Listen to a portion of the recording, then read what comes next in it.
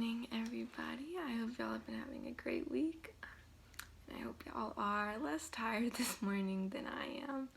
But today we're going to be looking at Matthew 14. So if you want to go ahead and read through that yourselves, and then we'll dive in. So this first section is talking about the death of John the Baptist. And he has been imprisoned by Herod because he's been speaking against Herod taking his brother's wife, Herodias.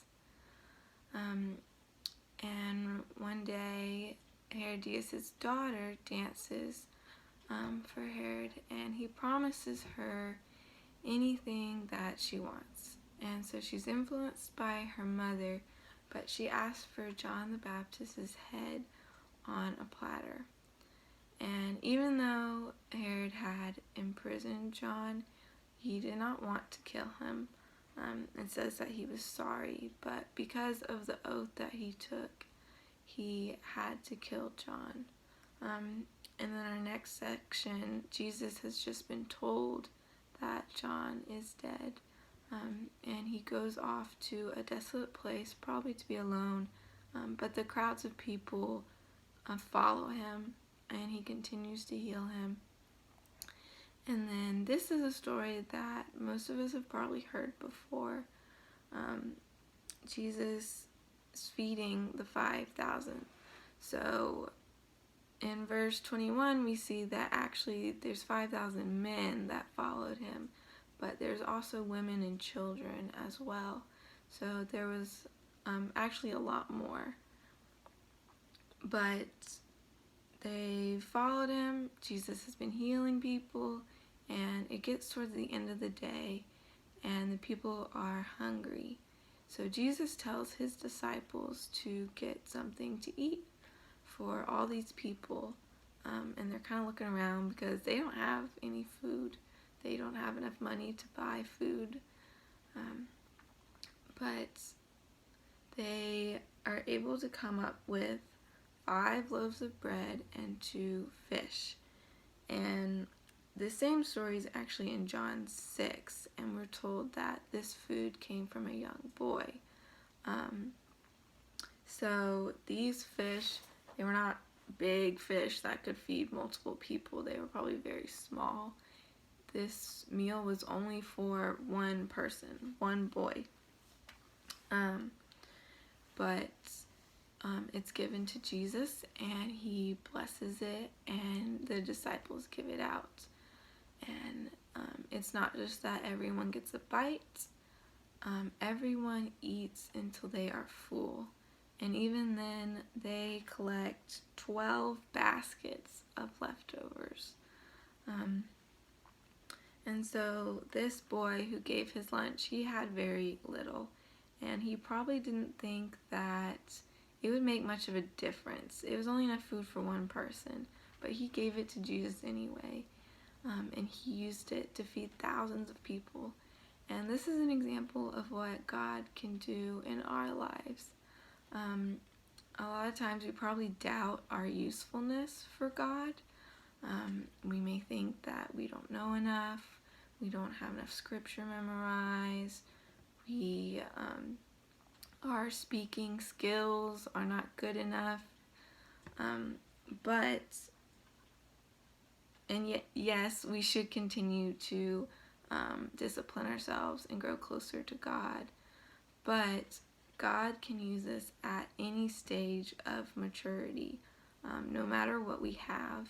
As long as we bring it all to Him, He can use it for His glory.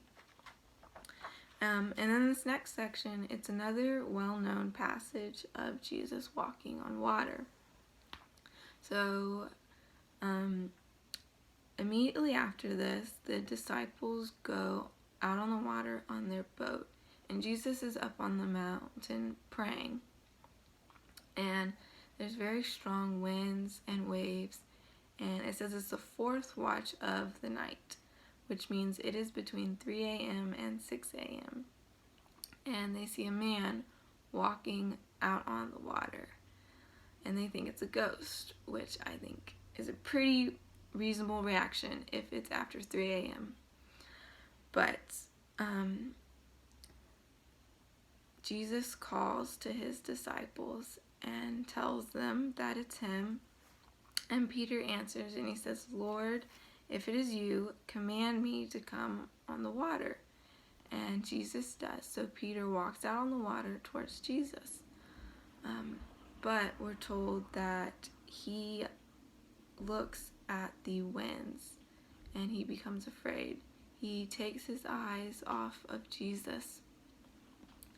And he begins to sink. And this is something that happens in our lives a lot too. There are a lot of things around us that cause us to take our focus off of God. And that could be grades, it could be a sickness or a death in our family, it could be someone losing their job, but we often don't trust God when it comes to things like this, and that's what causes us to sink. Instead, if we keep our eyes on him and we trust his provision, he will provide for us and he will keep us from sinking. And then in the last verses of the chapter, we see Jesus and his disciples are back on land, and they go to this place that I'm not sure how to pronounce, but the people there recognize him. They know that he has been healing people, and they bring out their sick and ask if they could just touch the edge of his clothes. And Jesus allows them to, and every single person who touches his clothes is healed. So I hope that y'all would continue to think over the things in this chapter. There's a lot of applications for our own lives here. But I miss y'all and I love y'all, and I'll talk to y'all soon.